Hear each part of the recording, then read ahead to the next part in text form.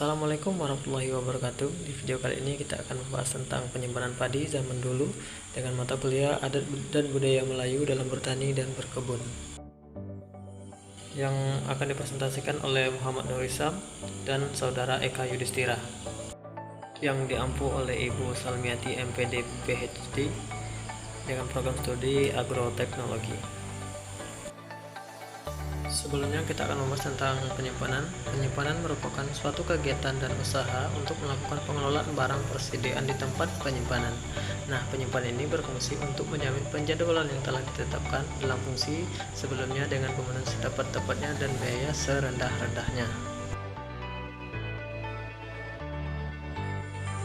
Penyimpanan pertama yaitu kopuk adalah alat penyimpanan padi berbentuk bulat yang biasanya terbuat dari kulit kayu meranti dan kulit kayu terap.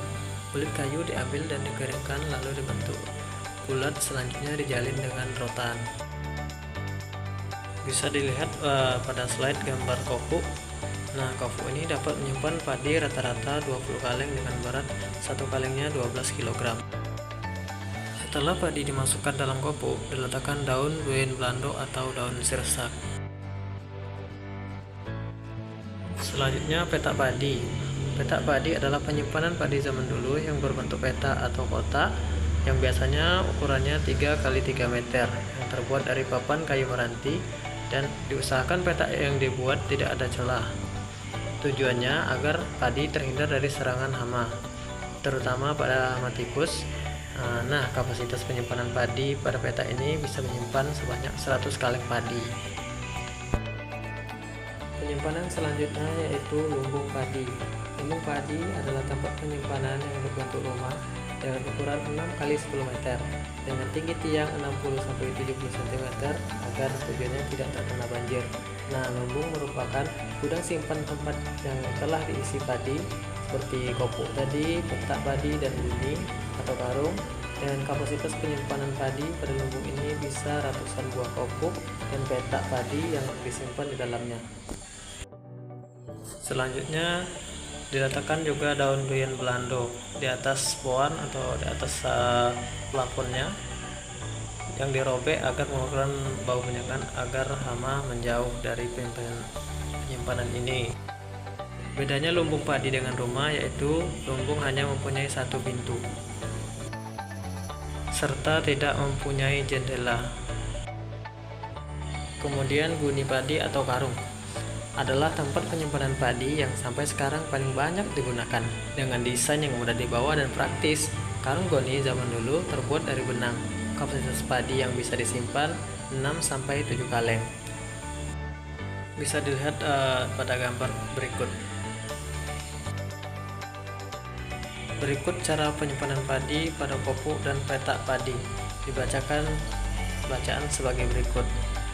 Tampun tawe, tampun jati, tersangkut di ibu-ibu, dapat emas berkati-kati, dapat padi bagi ibu-ibu, jadilah sekalian jadi ome dengan padi, berkat la ilaha illallah Muhammad Rasulullah.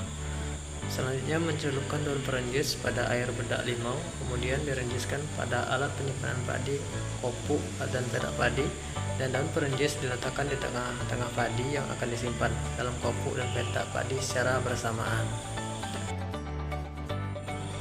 Lama umur simpan padi sekitar 1-2 tahun. Nah, berikut kita lihat pada gambar ada karung goni, kopuk, dan petak padi.